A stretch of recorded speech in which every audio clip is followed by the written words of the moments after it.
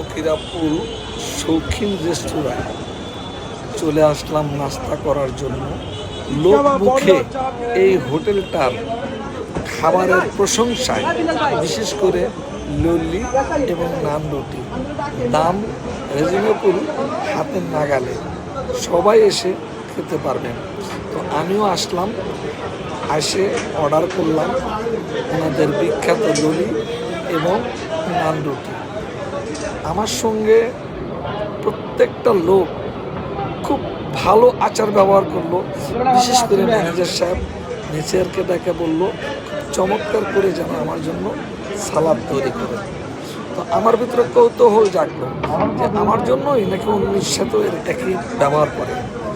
আমার পাশের ছিটে যারা ছিলেন তাদেরকে জিজ্ঞেস করলাম, তারা বললো যে না, তারা পেশাদার হোটেল ব্যবসায়ী, তারা সবার সঙ্গে এত সুন্দর আচার ব্যবহার করে যাতে আরেকদিন